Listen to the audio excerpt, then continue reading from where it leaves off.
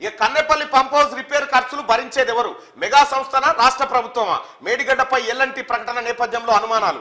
ఏడాదిన్నర కిందట వరదలకు మునిగిన కన్నెపల్లి పంప్ హౌస్ ఖర్చులు కాంట్రాక్టు సంస్థే భరిస్తుందని నాడు చెప్పిన బీఆర్ఎస్ సర్కార్. రిపేర్లు, కొత్త మోటార్ల కోసం 1200 కోట్లకు పైనే వ్యయం. ఈ ఖర్చు భరించేదెవరో బయట పెట్టని ఇరిగేషన్ ఆఫీసర్లు. మేడిగడ్డ బ్యారేజీ రిపేర్ల ఖర్చు కాంట్రాక్టు సంస్థదేనన్న గత సర్కార్ పెద్దలు.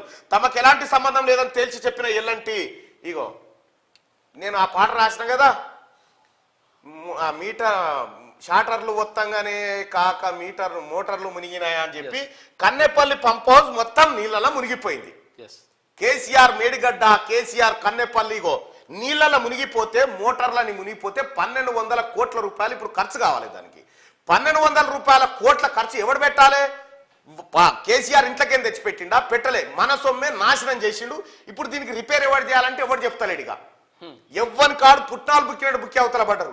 ఒక్కొక్క దొంగను పట్టుకొచ్చి బోన్లో నిలబెట్టాల్సినటువంటి సమయం ఆసన్నమైంది.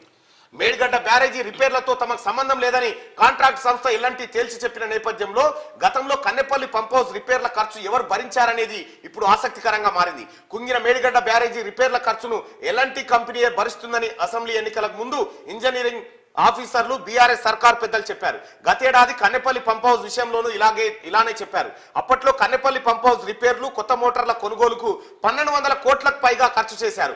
ఈ మొత్తాన్ని కాంట్రాక్ట్ సంస్థ మెగా ఇంజనీరింగ్ కంపెనీ భరిస్తుందని చెప్పారు. కానీ లోపల ఏం జరిగిందో ఎవరికి తెలియరాలేదు. 1200 కోట్ల రూపాయలు మెగా కంపెనీ పెడుతుందా? గత పాలకులైనటువంటి కేసీఆర్ ఏం చెప్పిండు?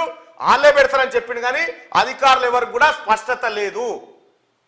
వస్తుందా సస్తదా అనేది ఎవరికి తెలియదు. ఇంకా ఇగో ఈ రకంగా విధ్వంసం చేసిండు కేసీఆర్ తెలంగాణ రాష్ట్రాన్ని.